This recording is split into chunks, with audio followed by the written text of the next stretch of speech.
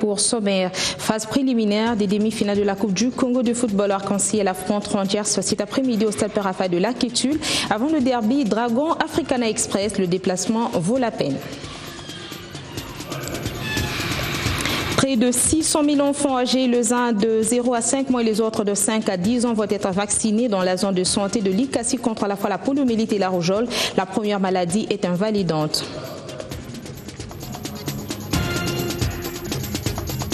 La dimension juridique ou judiciaire de la préservation de l'environnement échappe à une bonne partie de l'opinion. Un déficit communicationnel que tient à combler. Certains jurés s'est regroupés au sein de Avocats Verts. Mode d'emploi, l'ONG est allé hier à la conquête de l'Unikin. Bienvenue. Éco-communication, il en a été question hier à l'université de Kinshasa. La structure Avocats Verts qui regroupe différents experts de différentes disciplines a essayé d'échanger avec les étudiants par rapport aux questions environnementales. Suivant ce reportage. Les questions environnementales revêtent actuellement des enjeux à caractère planétaire et une des façons pour s'en imprégner passe par la maîtrise de l'information conditionnée par une bonne communication.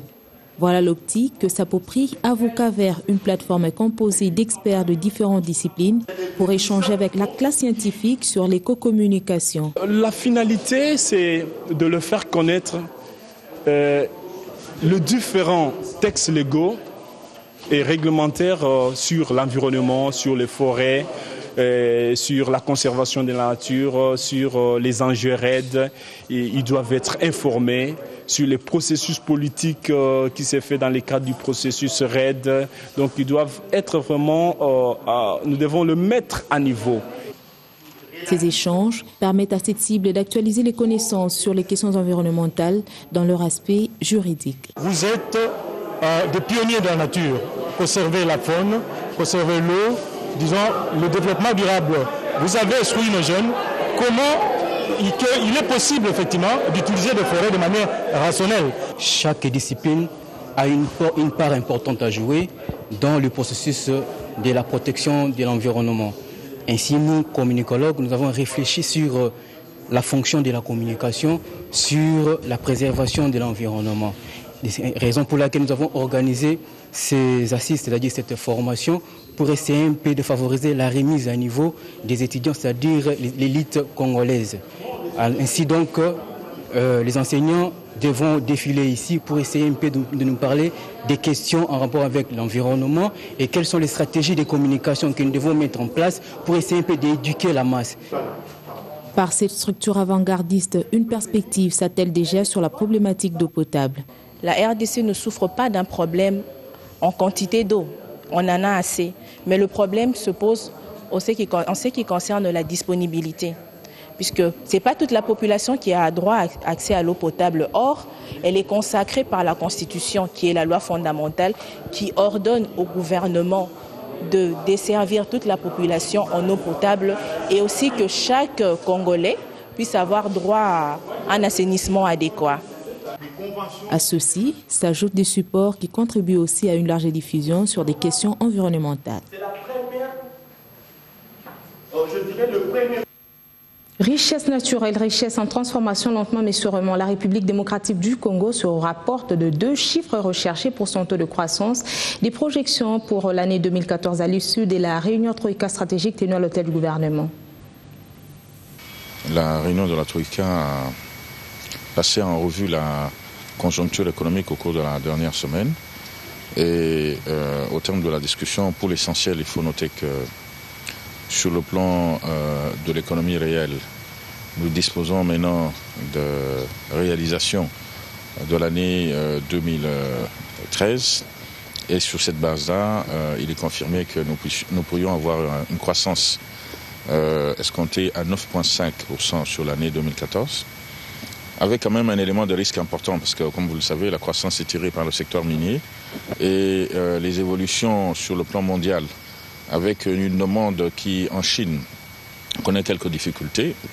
Sur le plan des finances publiques, l'API a commencé depuis le 13 du mois de mars, ce qui fait que, puisque nous avons déjà décaissé pas mal d'argent sur l'API, nous avons une situation de déficit temporaire qui va se couvrir avec notamment les échéances de l'hyper qui sont tombées le 15, mais le paiement va s'effectuer au courant puisque c'était un week-end. Perspective économique toujours, des ministres provinciaux du plan se sont séparés hier dans la capitale à l'issue d'un forum sur la consolidation budgétaire et harmonisation du projet d'investissement entre le pouvoir central et les pouvoirs provinciaux, assise présidée par Célestin Vounabandi. Suivant ce reportage. Je déclare clos les travaux de l'atelier sur le processus de consolidation budgétaire et sur l'harmonisation des projets d'investissement entre le pouvoir central et les provinces pour l'exercice 2014. Je vous remercie. Voilà qui a mis fin au forum sur la consolidation budgétaire et l'harmonisation du projet d'investissement entre le pouvoir central et les gouvernements provinciaux. Les assises de 3 jours qui ont connu la participation des délégués venus de toutes les provinces de la République. Tous ces hauts fonctionnaires, tous ces ministres provinciaux se sont rencontrés autour de 2 questions importantes. La consolidation budgétaire et l'harmonisation des projets d'investissement entre les pouvoirs centraux destinés aux provinces selon des règles préétablies convenues entre les différentes parties, mais surtout de les faire sur base d'une liste de projets dûment harmonisés conformes au plan national et au plan quinquennal de croissance et de l'emploi qui sont disponibles déjà en province. Une rencontre à l'issue de laquelle plusieurs recommandations ont été faites.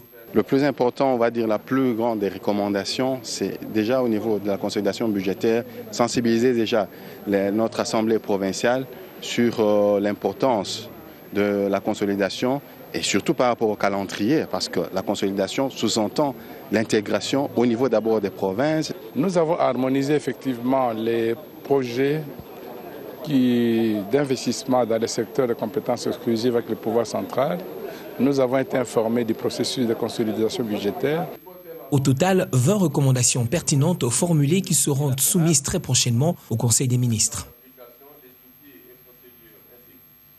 Les agents de l'INSS accrédités au centre de gestion viennent de se voir dotés de 56 nouveaux véhicules à un important lot d'engins qui vient ainsi améliorer leurs conditions de travail à travers le pays, ce dans le but de rendre le rendement de leurs activités meilleur. Essayons de suivre ce reportage que nous propose Corinne Saboué. 56 véhicules utilitaires destinés au centre de gestion de l'INSS ont été officiellement remis ce lundi à la directrice générale de l'Institut national de sécurité sociale. Ce, dans le cadre du processus de redressement de cet institut par la modernisation des conditions de travail du personnel en vue de maximiser les recettes. L'acquisition de cet important outil de travail s'inscrit essentiellement dans le cadre du renforcement des moyens logistiques de production en vue d'atteindre les objectifs nous assignés par le gouvernement au travers de l'autorité des tutelles. L'état de vétusté généralisé de ces parcs automobiles ne pouvait permettre au centre de gestion d'atteindre aisément certains employeurs et prestataires sociaux installés dans des sites difficilement accessibles. Le lot de 56 véhicules nouvellement achetés est composé de 12 jeeps de type missionnaire destinés essentiellement à certains centres de gestion de l'intérieur, 29 pick-up pour quelques directions centrales, les bureaux de district et certaines antennes, 8 minibus dont 2 seront utilisés comme des corbières et 2 ambulances. Avant de remettre les clés à la directrice générale, le ministre Bati Lukwebo a lui-même à titre symbolique donné le premier coup d'accélérateur. Mon ministère a bon espoir que grâce à l'acquisition de ces véhicules, les objectifs budgétaires de l'INSS en matière de production et de recettes tels que consignés dans le contrat programme de performance seront atteints et même dépassés. La directrice générale interpelle par ailleurs les bénéficiaires d'en faire bon usage.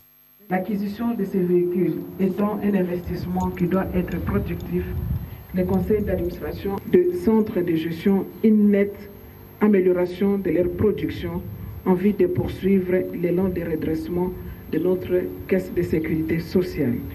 Le personnel de l'INSS, très satisfait de l'acquisition de cet outil, s'est rendu samedi à Kimpese dans le Bas-Congo pour un test moteur. Nouvelle de l'Est, la recrudescence de l'insécurité s'observe au Nord Kivu, où les combattants de l'Alliance des Patriotes pour un Congo libre et souverain essaient d'entrer en coalition avec les milices de Mai Mai de Tcheka et de Raïa Mutomboki, entreprise machiavélique dénoncée par la jeunesse de Walikale, nous dit Patrick Sialoua dans cette correspondance. Longtemps victimes d'affres de guerre, les jeunes des territoires de Walikale et Massissi dénoncent la coalition Mai Mai Tcheka, Raïa Mutomboki et APCLS qui serait en préparation depuis le week-end dernier dans une partie de Walikale pour faire face au FARDC. Fiston Misona est président de la jeunesse de Walikale. Après la défaite de APCLS dans les territoires de Massissi par l'attaque des FARDC, l'APCLS voulait s'acquister dans les territoires de Walikale. Comme vous le savez bien que le territoire de Walikale c'est un territoire grand et qu'il y a une grande forêt. Alors avec mes attentes qu'il y a liées entre les plusieurs groupes armés, notamment APCLS et Ndouma Defense of Congo, avec cette nouvelle philosophie que le FARDC et la MONUSCO a présentement, de les frapper pour ceux-là qui ne veulent pas déposer les armes. Avec ça, l'APCLS, Ndouma Defense et une partie des Raïa Mutomboki dans ces territoires ils ont initié une réunion pour mettre en place la coalition en vue de projeter une résistance contre les opérations des FARDC. Nous, en tant que les conseils territoriaux de la jeunesse, c'est une situation que nous, on déplore beaucoup plus, du fait que c'est la jeunesse qui serait beaucoup plus victime de cette situation et que les recrutements forcés, les travaux forcés de la population sur ces contrées, nécessairement ce sont les jeunes qui seraient victimes de ces situations. Avec ça, nous, on ne va pas s'écourber, nous devons dire non à toute tentative de déstabiliser cette partie du pays, notamment les territoires de Walikale. Nous avons besoin de la paix, nous avons besoin de développement de ces territoires. Comme vous le savez bien, les territoires de Walikale tombent il y a longtemps dans l'enclavement, sur tous les plans. Et que donc, si la paix est revenue dans le territoire de Walikale, si ça va venir dans les jours à venir, et nous avons l'espoir que le développement aussi sera, n'est-ce pas, dans la route. Pour Fiston Misona, la paix à Walikale, tout comme à Massissi, est synonyme du développement, d'où les FARDC doivent poursuivre le processus de neutralisation des groupes armés dans cette partie du Nord Kivu, malgré la mise en place de cette fameuse coalition. Pas un sans deux, malheureusement, dans certains échecs que l'on pourrait le relever dans le cas du deuxième moratoire qui a été accordé aux propriétaires de véhicules en état défectueux pour qu'ils passent au contrôle technique. Encore 45 jours viennent d'être accordés à ce dernier. Question de se remettre en ordre par l'hôtel à Deville. Suivons. De moratoire en moratoire, le gouvernement provincial de Kinshasa vient d'accorder un deuxième moratoire après celui de janvier dernier aux propriétaires de véhicules pour le contrôle technique. Cependant, entre les deux, il n'y a pas eu engouement dont le centre est agréé pour la dite opération. Selon le constat fait sur le lieu du contrôle technique, plus de 500 véhicules sont passés au check-in et seulement 40% de ces chiffres répondent aux normes. Je suis venu faire le contrôle technique de mon véhicule. Je suis arrivé ici, j'ai commencé par payer à la banque. Après avoir payé, je suis allé déposer la clé de contact et la carte rose au bureau de technicien. Et maintenant, je suis en train d'attendre. Les techniciens sont allés prendre le véhicule eux-mêmes, sont en train de contrôler tout. Je suis un patriote congolais. Ça, c'est obligatoire maintenant. Il faut qu'un véhicule puisse passer le contrôle technique avant qu'il puisse rouler sur la chaussée. Alors que l'obligation semble ne pas être aisée pour certains des propriétaires, d'autres conducteurs par contre la jugent utile pour des raisons de sécurité routière. C'est bien lorsqu'on fait le contrôle technique. Ça nous aide trop, mais le prix est exorbitant.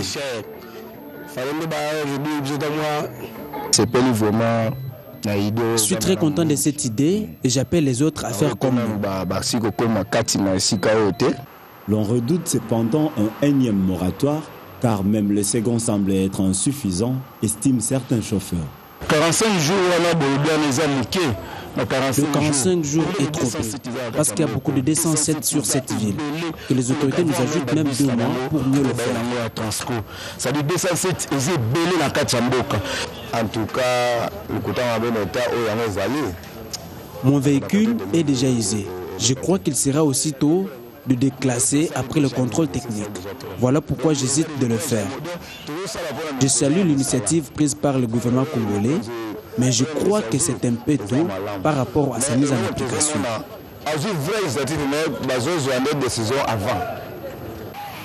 Pour rappel, les taxibus de marque D107 sont le plus visés par cette opération de contrôle technique obligatoire, alors que ces derniers se montrent plus réticents de peur de ne pas obtenir le certificat de contrôle technique au regard de l'état désarticulé de ces fourgonnettes que les importateurs transforment en bus pour passagers.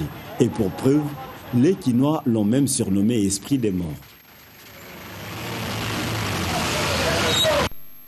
Tous les véhicules autorisés à circuler pourront découvrir de nouvelles artères dans un paysage urbain en pleine rénovation si jamais été faite diligence en vue d'appliquer le nouvel plan d'aménagement de la ville-province.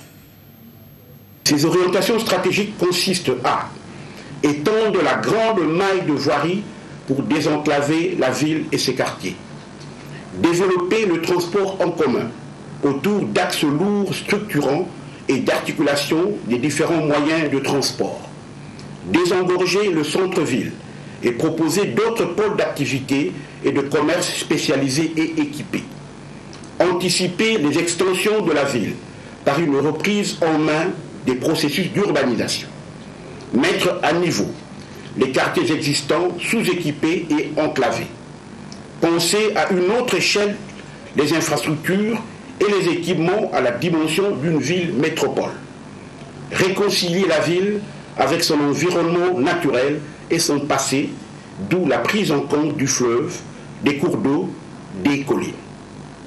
Promouvoir la spécificité de Kinshasa en la développant comme une ville d'art et de culture. Il résulte de ce qui précède la nécessité pour le Conseil de rappeler au public la mesure de suspension de tout lotissement dans la ville et de l'inviter à la vigilance face aux propositions alléchantes mais irrégulières de la part des scientifiques de tous bords.